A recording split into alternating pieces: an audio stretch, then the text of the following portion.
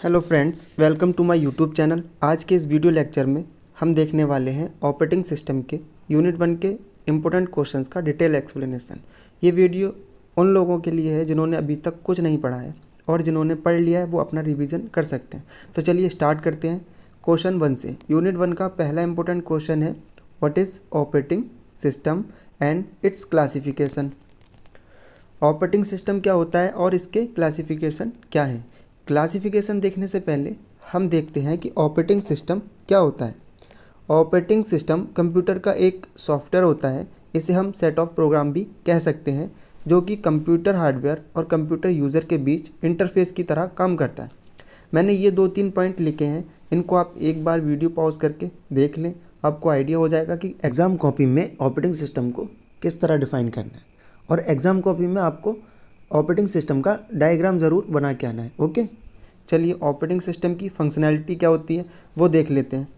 Memory management करता है, process management भी ऑपरेटिंग सिस्टम का काम है, डिवाइस मैनेजमेंट भी ऑपरेटिंग सिस्टम करता है, सीपीयू शेड्यूलिंग हो गई, फाइल मैनेजमेंट, ये सारे काम ऑपरेटिंग सिस्टम करता है। अब देखते हैं ऑपरेटिंग सिस्टम का क्लासिफिकेशन। क्लासिफिकेशन में है batch operating system, multi programming operating system, time sharing operating system, real time operating system.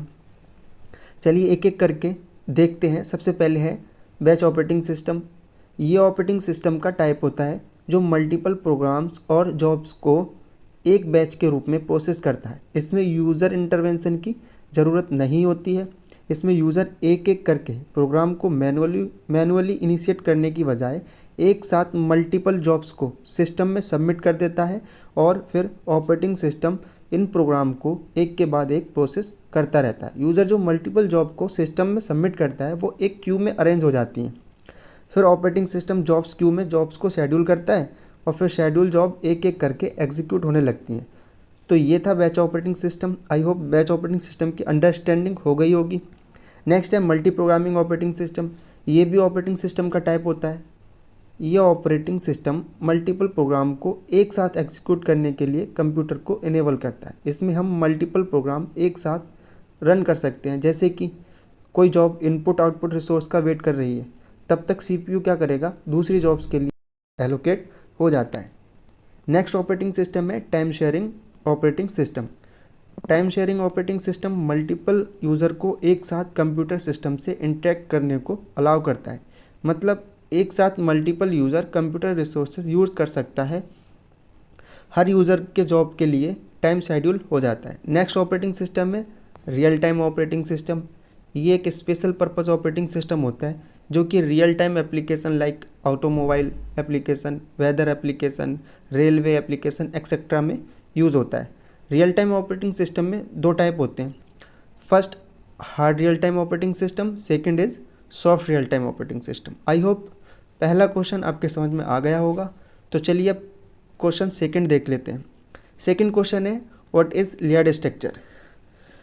Layered structure क्या होता है, चलिए देखते हैं। लेयर्ड स्ट्रक्चर में ऑपरेटिंग सिस्टम को डिफरेंट लेयर में डिवाइड कर देते हैं, और हर एक लेयर का स्पेसिफिक रोल और लेवल होता है अब्स्ट्रक्शन का। आप डायग्राम में देख सकते हैं। पहली लेयर है जिसे hardware layer. Hardware layer bottom में होती है, जहां ऑपरेटिंग सिस्टम कंप्यूटर के physical components like CPU, memory, storage etcetera से डायरेक्ट इंटरेक्ट करता है। नेक्स्ट इसके बाद आती है kernel layer. Kernel layer hardware layer के ऊपर होती है। कर्नल लेयर को heart of the operating system भी कहते हैं। ये resources, memory and executing task को मैनेज करने का काम करती है। कर्नल लेयर हार्डवेयर और कंप्यूटर के अदर पार्ट्स के बीच इंटरफेस प्रोवाइड भी कराती है। नेक्स्ट लेयर है system service layer. System service layer kernel के ऊपर होती है। ये लेयर बहुत सारी सर्विसेज और utilities like file management, device driver और नेटवर्किंग फंक्शंस प्रोवाइड कराती है। नेक्स्ट लेयर होती है application layer. Application layer top layer होती है। इस लेयर में सॉफ्टवेयर और एप्लीकेशन होती हैं जिन्हें यूज़र फेस करता है, लाइक ब्राउज़र, वर्ड प्रोसेसर और गेम्स एक्सेट्रा। आप एग्ज़ाम में लिखने के लिए ये डेफिनेशन देख सकते हैं लेयर्ड स्ट्रक्चर की। आई होप लेयर्ड स्ट्रक्चर आपकी समझ में आ गया होगा। अब बढ़ते हैं नेक्स्ट क्वेश्चन की तरफ। नेक्स्ट क्वेश्चन है व्हाट इज़ कर्नल। तो चलिए फ्रेंड्स समझते हैं कर्नल क्या होता है। जैसे कि मैंने सेकंड क्वेश्चन में अभी हमने लेयर्ड स्ट्रक्चर पढ़ा था, वहाँ बताया था कि कर्नल ऑपरेटिंग सिस्टम का हार्ट होता है।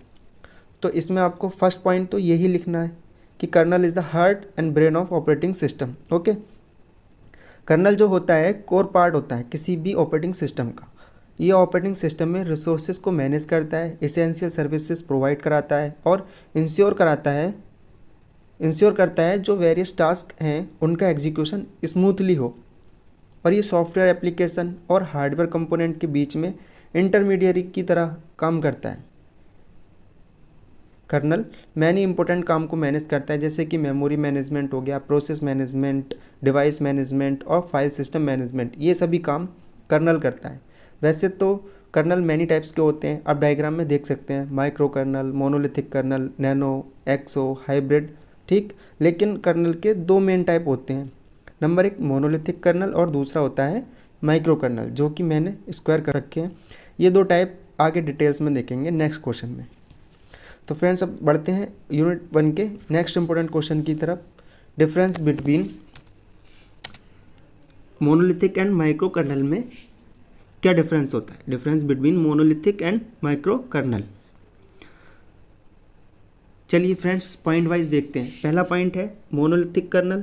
ये कर्नल का एक टाइप होता है जिसमें कंप्लीट ऑपरेटिंग सिस्टम कर्नल की स्पीड से रन करता है। माइक्रो कर्नल भी कर्नल का टाइप होता है। ये ऑपरेटिंग सिस्टम को इम्प्लीमेंट करता है किसके through? Providing low level address space management, IPC and thread management के। ओके, चलिए सेकंड पॉइंट देखते हैं। सेकंड पॉइंट है it is bigger in size. Monolithic kernel जो होते हैं साइज में बड़े होते हैं as compare of micro kernel, ठीक। थर्ड पॉइंट है it's process execution is faster. इसका प्रोसेस एग्जीक्यूशन जो होता है वो फास्टर होता है as compare of micro kernel. Okay, next point है it implements both user and kernel service in the same address space. Okay, और माइक्रो कर्नल का फोर्थ पॉइंट है it implements kernel and user services in different address space. Next point it is less secure than the micro kernel. ये micro kernel से कम secure होता है। It is more secure than monolithic kernel. Micro kernel क्या होता है? Monolithic colonel से ज़्यादा सिक्योर होता है। मोनोलिथिक कर्नल को कोड करने के लिए कम कोड की ज़रूरत पड़ती है। Less code is necessary to write a monolithic kernel. Monolithic kernel को लिखने के लिए कम कोड की ज़रूरत पड़ती है as compare of micro kernel. Monolithic kernel hard होते हैं डिबगिंग करने के लिए। डिबगिंग जो होती है इनकी बहुत हार्ड होती है, माइक्रो कर्नल की इजी होती है। ये मोनोलिथिक और माइक्रो कर्नल के कुछ एग्जांपल दिए हैं, ये आप देख लें। आई होप यूनिट 1 के इंपॉर्टेंट क्वेश्चंस आपके समझ में आ गए होंगे। फ्रेंड्स जल्द ही मैं यूनिट 2 के इंपॉर्टेंट क्वेश्चंस की डिटेल एक्सप्लेनेशन की वीडियो अपलोड कर दूंगा। आई होप आपकी एग्ज़ाम तैयारी अच्छी चलती होगी। Wish you all the best. Thank you.